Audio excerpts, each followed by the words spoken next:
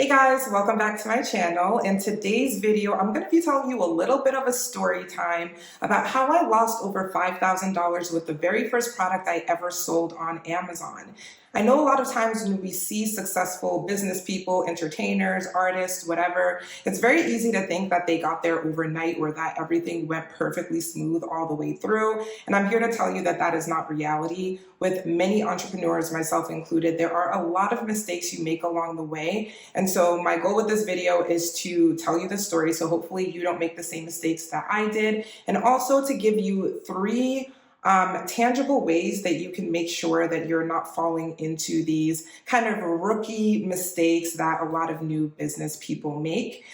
So let's get into the video.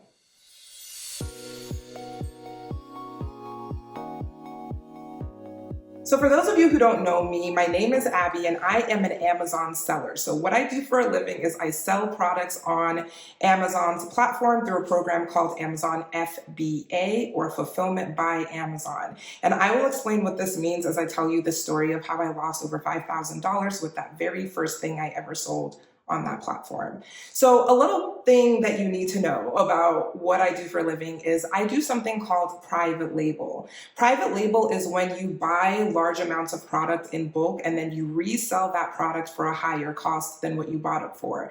So essentially what I'm doing is I am going to a supplier or a wholesaler and buying hundreds or thousands of units of products, because the more you buy, the cheaper it's going to be per unit. Remember me saying that. That's a little bit of foreshadowing, okay? The more you buy, the cheaper it is per unit. So for me, I wanted to really create a brand around something that I love, and we will also revisit that. And so I really, at the time, this was back in 2018, I really was into nails and like doing nails at home. And so the very first product that I ever sold is actually a nail file and a nail buffer. And what is funny about this is my whole goal in the beginning was to build this brand all around nails and to become rich selling these nail products. And now, 4 years later, I don't even sell anything in the nail niche. So it's just funny how I thought that I was going to do one thing and my business took me in a completely different direction. And it's important to be adaptable and versatile when it comes to your business. So let me tell you guys the story. All right, walk with me. This is almost 5 years ago. No, this is 4 years ago. It's 2022. 4 years ago, I am working at my 9-to-5 job. At the time, I was working as a pharmaceutical sales representative. A pharmaceutical sales representative is essentially a medication representative, if you get what I'm saying. So my whole job was to go to doctors' offices and get them to prescribe the products that I was selling. And I was absolutely miserable. I don't know if any of you can relate to that feeling of working a job that you know is not for you, a job that you might be good at, but you're not passionate about it. That was how I was feeling. And I was under a lot of stress because it was a sales job. So I was just sick and tired of working at that company, working at that job, and not getting paid enough, to be completely honest. I was living in New York. Prices were high. I moved to Atlanta. Prices were still high. So I decided I wanted to find another way of making money. So I was looking at all of these different side hustles and I ended up finding Amazon FBA. So I started to try to find a product that I could sell on the platform, right? A big part of this business is looking for good products to sell on the platform. Unfortunately for me, I was starting out and I had no guidance whatsoever. So everything that I was learning about selling on Amazon was coming from unreliable sources. And so it was largely trial and error for me. I had a really, really hard time trying to figure out what products to sell, how I wanted my brand to look, what I wanted it to represent. There were so many things that at the time I didn't have the experience or the business sense to even think about. So again, all I'm going off of is I like nails. I'm gonna sell nail products. That's literally the only criteria that I was looking at. And so I started to look at different suppliers. All of my suppliers I find on a website called Alibaba.com. And Alibaba.com is essentially like Amazon.com, except all of the suppliers on there sell products in large amounts. And that's why a lot of Amazon sellers use Alibaba. So I go on Alibaba.com, I'm looking for different suppliers, I'm sending out messages to them. I'm a complete beginner, so I don't know what I'm even supposed to be saying, and I'm asking them how much their products are gonna cost. So I end up narrowing it down to one supplier that I really liked, and I had them send me samples in the mail.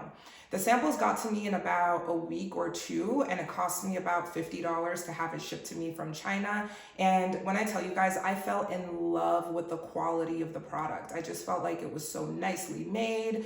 I felt like it didn't look cheap. And my brand, I had decided I wanted to make it like a luxury brand, like a higher end version.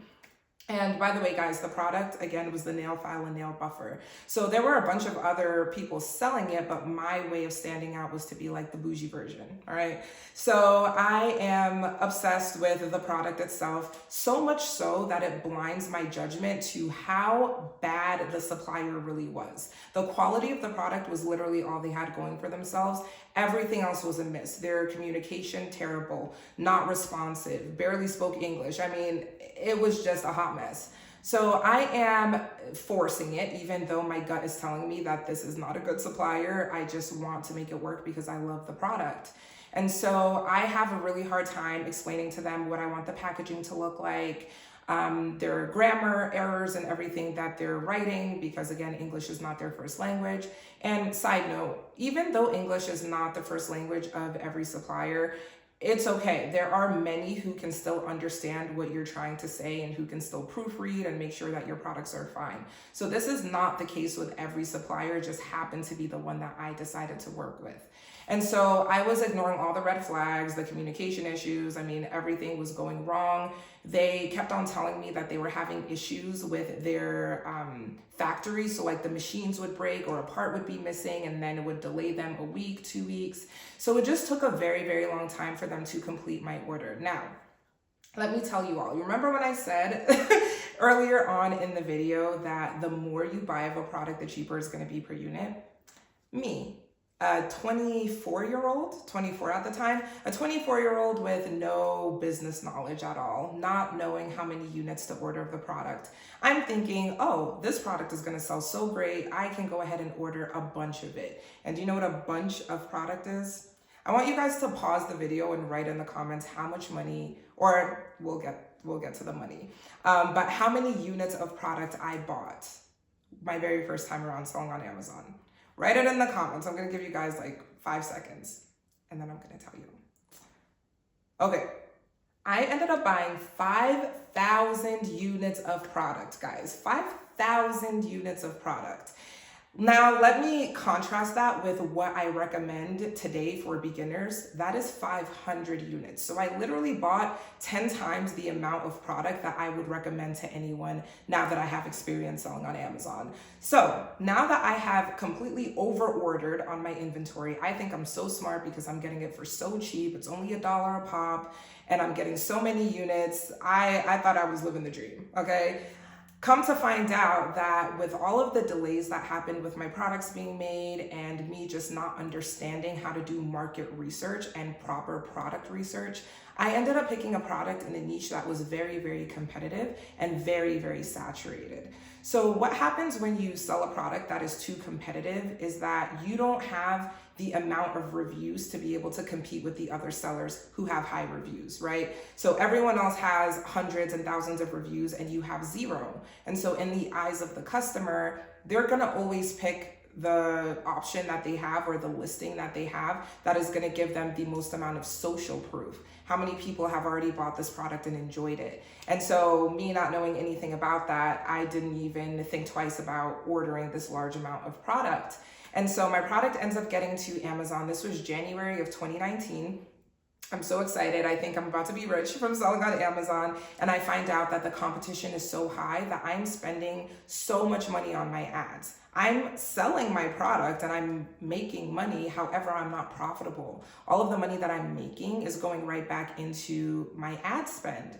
And so what I realized over time is that that was a terrible product because of the amount of competition. And I ended up losing money. I essentially lost everything that I spent on getting that product, and I was in the red. So I literally lost everything that I spent, and I was in the hole over $5,000, unfortunately. And just so you guys have an idea of like where my mental state was at, you already heard me say that I was miserable at my job. I wanted to get out so badly. On top of that, the money that I used to start my Amazon business was essentially my life savings. Like that is the most amount of money I've ever had in my life. And that was money that I was saving for a very important reason, which was to buy my mom a house. I took the risk and invested that into my business. And unfortunately, it didn't work out the first time around because I did not understand market research, product research, and I also over ordered on my inventory, which is a very easy mistake to make when you're very first starting out.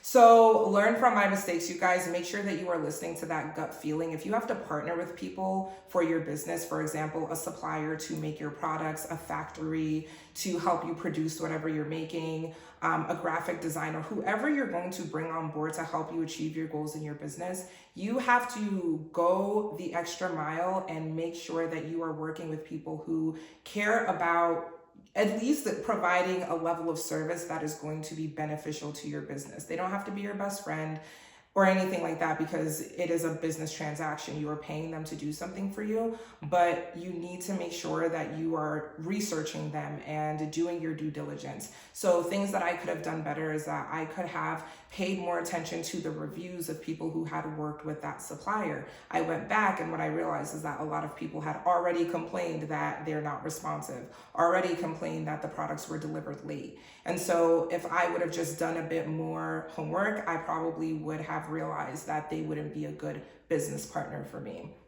That was one of the mistakes that I made. So now that I've told you guys my very sad story, but it's okay. It had a happy ending at the end of it. And by the way, you guys, if you are interested in learning more about selling on Amazon, I do have a free 90-minute training. It'll be linked in the description if you want to check it out. It definitely will give you a lot of gems, and it'll be kind of similar to this video where I kind of give you some stories and things that you can learn from it and actionable items that you can implement to make sure that you don't fall into those beginner traps, so you can hit the ground running and not have to, go through it the hard way.